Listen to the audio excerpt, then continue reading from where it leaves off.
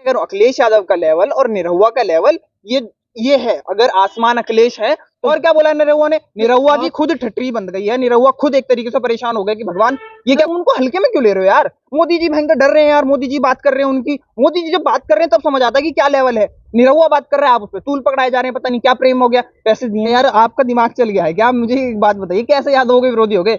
अखिलेश यादव ने क्या कह दिया? ऐसा क्या गलत काम कर दिया यादवों के विरोध में, या फिर ऐसा क्या काम कर दिया कि भैया जिससे धर्म को हानि पहुंचा दी हो? मैं बोल रहा हूँ उन्होंने मंदिर बनाया, आप उस बात को कोट नहीं करे, आप कह रहे हो भैया कृष्ण जी के मंदिर पे कुछ नहीं बोले। कृष्ण जी का मंदिर बना हुआ है, सालों से बना हुआ है। नमस्कार दोस्तों, 2024 के लोकसभा चुनाव का ऐलान भी हो चुका है और 19 अप्रैल से 7 चरणों में ये मतदान होगा और 4 जून को फैसला भी आएगा। लेकिन इसी के साथ साथ ही अब आजमगढ़ से बीजेपी के सांसद निरहुआ हैं, उन्होंने अखिलेश यादव को चैलेंज दिया है। उन्होंने कहा कि भैया मुझे तो अब अखिलेश यादव के खिलाफ ही चुनाव लड़ना है। तो इसी मुद्दे पर हम बात करेंगे। हमारे साथ में विवेक यादव जी हैं, आप भी यादव हैं और निरहुआ भी यादव हैं और अखिलेश यादव भी हैं। सारे यादव दो भागों में बट रहे हैं, कैसे देख रहे हैं? आपने एक चीज नहीं बताई, तीनों यूपी की बेल्ट से आते हैं, हम भी यूपी से हैं, वो भी एक तरीके से सांसद बन चुके हैं उत्तर प्रदेश के। अखिलेश यादव को कौन नहीं जानता, ठीक है? एक बड़ी पार्टी चलाते हैं हम। क्या चैलेंज किया? क्या चैलेंज करा ये बताइए।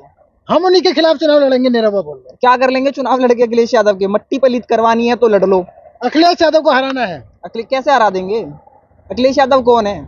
अखिलेश यादव, अगर मोदी जी बात करते अखिलेश यादव की कि हाँ अखिलेश यादव को मैं चैलेंज कर रहा हूँ, तो समझ भी आता।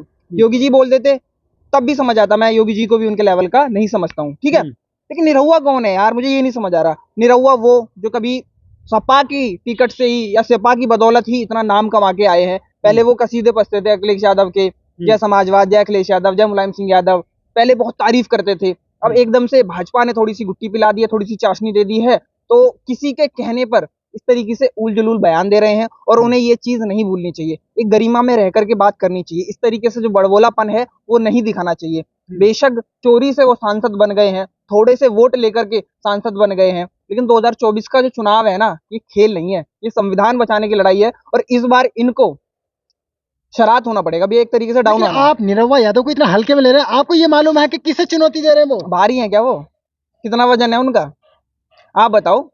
भारी है क्या वो? सम्मानित है।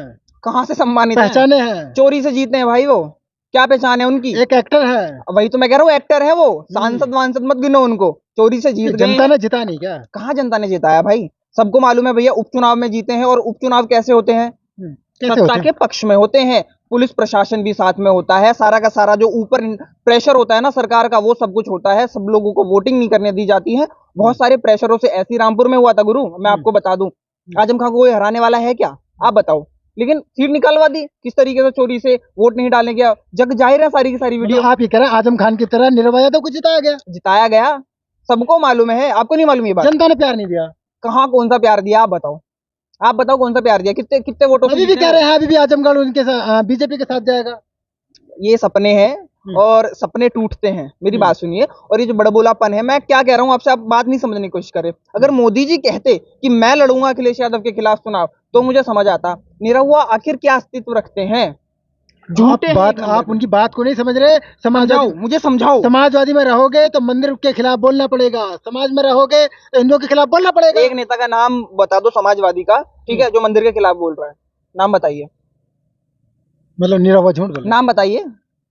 अगर आप निरहुआ की तारीफ कर रहे हैं तो आप ये बताइए, एक बंदे का नाम बताइए, चाहे वो हिंदू हो चाहे वो मुस्लिम हो, ठीक है, कोई सा भी उनका सांसद नेता हो। ये बता दीजिए कि अखिलेश यादव ने राम मंदिर के समर्थन में कब बोला? विरोध में कब बोला? समर्थन में बता दीजिए। विरोध में बताइए ना। अगर नहीं बोला तो चुप, खामोशी है ना कहीं ना कहीं। अरे विरोध में कब बोला ये बताइए। अखिलेश यादव इतना बड़ा इटावा के अंदर मंदिर बनाने जा रहे हैं, आपको पता है? आपने ये बात चलाई कहीं पे, खबर चलाई? लेकिन कृष्ण जी का मंदिर पर नहीं बोले अखिलेश यादव। कौन से कृष्ण जी के मंदिर पे? बीजेपी बना रही है। क्यों बना रही है? धर्म का मुद्दा। धर्म का मुद्दा नहीं बना रही, क्यों बना रही है? मंदिर बना रही है। कृष्ण जी ने कहा कि मुझे घर चाहिए, आओ भाजपा वालों मुझे घर दो, या राम जी ने कहा कि आओ मुझे घर चाहिए, आओ भाजपा वाले मुझे घर दो? कृष्ण जी आके बोले थे या राम जी आके बोले थे? अरे आप बताइए ना। तो बीजेपी ऐसी हवा बना रही है। क्यों बना रही है बीजेपी? तो क्यों नहीं बोलते? ये आपको नहीं मालूम कि भाजपा की जो चुनावी रणनीति है, काम कम और धर्म का प्रचार ज्यादा, धर्म के नाम पे लोगों को इधर से उधर। आप मानते हैं इस बात को या नहीं मानते? या फिर उनके जितने भी सांसद हैं उनका मैं बयान बताऊं, विदुड़ी जी का बताऊं? अखिलेश यादव यादवों के विरोधी हो गया अब।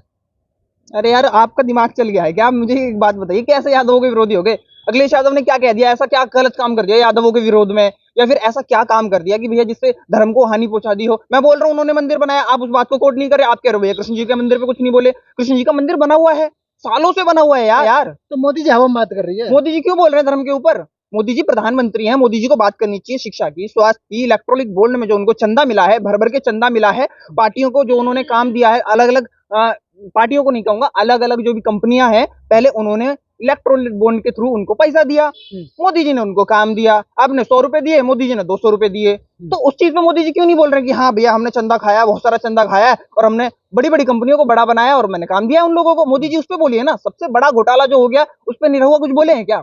नए सवाल लेके आइए आप पहले तो। और क्या बोला है निरहुआ ने? निरहुआ की खुद ठट्टी बन गई है, निरहुआ खुद एक तरीके से परेशान हो गए कि भगवान ये क्या बुलवा दिया। आप वही बात करेंगे आजमगढ़, अभी प्रधानमंत्री पहुंचे, उन्होंने कहा कि एक हमारे जवान ने हरा दिया अखिलेश यादव को, जो परिवार का गढ़ समझता था अपने। मैं वही तो कह रहा हूँ, क्यों बोल रहे हैं ये, क्यों चाह रहे हैं कि भैया जनता आप ये कहिए कि मोदी की गारंटी चल रही है देश में तो मान जाएगा देश। मैं आपके कहने से कह दूंगा, क्यों कहूंगा मैं आपके कहने से? आप कहिए, आपको अच्छे लगते हैं मोदी जी, अच्छी बात है, प्रधानमंत्री हम भी सम्मान करते हैं, लेकिन कौन सी गारंटी चल रही है? बीजेपी के सांसद उन्हें आप नेता नहीं मानते? एक गारंटी का नाम बताइए। नहीं, आप ये बताइए मोदी जी की कौन सी आप बोल रहे हो ना मोदी जी की गारंटी चल रही है, मोदी जी की एक गारंटी का नाम बताइए जो चल रही है। 400 पार, ये मोदी जी की गारंटी है और मोदी जी की गारंटी है। ये अहंकार है गुरु। और 400 पार आ गए हैं क्या? ये जनता का प्यार है, अहंकार नहीं है। अरे अहंकार है, 400 पार चुनाव हो गए क्या? अरे वो बता रहे इतना प्यार मिल रहा है मोदी जी को। झूठ तो बोलते ही हैं मोदी जी, बहुत झूठ बोलते हैं, आप मानते ही नहीं मानते हैं। अच्छा आप ये बताइए, मोदी जी का झूठ गिनवाऊं? आप ये बताइए, मोदी जी का झूठ गिनवाऊं? 400 पार भी एक बहुत बड़ा झूठ है, हवा बनाने की कोशिश है, बड़ी बड़ी बातें करने की कोशिश है। मोदी जी काला धन लाए थे, मोदी जी ने 2 करोड़ रोजगार की बात करी थी, क्या क्या बात नहीं करी थी। आप मेन मुद्दा बताइए कि भैया वो कौन सी कंपनी है जो उत्तराखंड में टनल बनाती है और वो इतना सारा चंदा देती है, और नितिन गडकरी संसद के अंदर कहते हैं कि देखिए हम देश को आगे बढ़ा रहे हैं, देश की कंपनी ने टेंडर डाला, 5 कंपनी थी, 5 में से एक कंपनी ने टेंडर लिया, उसने इतना बड़ा वो बनाया, और उसके बाद उन्हें ये भी बताना चाहिए कि भैया उसी कंपनी ने आपको इतना सारा चंदा दिया, इसलिए आपने उन्हें कॉन्ट्रैक्ट दिया। ऐसा क्या है जो आप अखिलेश यादव को नेता मानते, ना तो आप निरहुआ को नेता मान रहे, ना ही मोहन यादव जो मुख्यमंत्री हैं मध्य प्रदेश के, उन्हें भी नेता मानने तैयार नहीं। देखिए अखिलेश यादव एक पार्टी चलाते हैं, अखिलेश यादव के पिताजी ने समाजवादी पार्टी को खड़ा किया है, मानते हैं आप इस बात को? लेकिन मोहन यादव भी मध्य प्रदेश का, मेरी बात कंप्लीट करने दीजिए। क्या निरहुआ कोई पार्टी चलाते हैं? क्या भारतीय जनता पार्टी निरहुआ के बल पे चल रही है? आप बताइए इस चीज को। चला रहे, ठीक है, लेकिन अरे आप बताइए ना, मुख्यमंत्री का पद अखिलेश यादव का लेवल, मैं क्या कह रहा हूँ, अखिलेश यादव का लेवल और निरहुआ का लेवल ये है। अगर आसमान अखिलेश है तो जमीन है निरहुआ, इस बात को आप थोड़ा सा ध्यान दीजिए। अखिलेश यादव पार्टी चला रहे हैं, यादवों के कह लीजिए या फिर उत्तर प्रदेश के कह लीजिए सबसे बड़े नेता हैं, और उत्तर प्रदेश में विपक्षी दल में है, सबसे ज्यादा प्रमुख, सबसे ज्यादा सांसद है उनके पास, तो उनको हल्के में क्यों ले रहे हो यार? मोदी जी भयंकर डर रहे हैं यार, मोदी जी बात कर रहे हैं उनकी, मोदी जी जब बात कर रहे हैं तब समझ आता है कि क्या लेवल है। निरहुआ बात कर रहा है, आप उस पर तूल पकड़ाए जा रहे हैं, पता नहीं क्या प्रेम हो गया। पैसे दिए निरहुआ ने आपको? पैसे तो नहीं दिए, लेकिन जो सवाल पूछेगा वो पैसे लेकर वो पूछेगा। अरे इतनी तारीफ कर रहे हो तो मुझे लगा कि कोई प्रेम हो, क्या पता आपने भी बॉन्ड दिया हो, और क्या पता आपको भी कुछ काम मिल गया हो, तो आप भी लगे पड़े हो कि कैसे भी मोदी जी की तारीफ हो जाए, निरहुआ की तारीफ हो जाए। मोदी की तारीफ से आपको दिक्कत है? बॉन्ड कंपनी ने दिया है, देश के सामने आगे क्या हुआ, क्या मिला देश को? देश की जनता बहुत समझदार है, देश की जनता बहुत समझदार है, देश की जनता समझ रही है कि भैया कौन कितना तो मोदी जी के खाते में गए क्या पैसे? वो पार्टी के खाते में गए, भारतीय जनता पार्टी के खाते में। मोदी जी ने तो कुछ नहीं दिया ना, इतने करोड़ों अरबों की ये पार्टी बन गई है।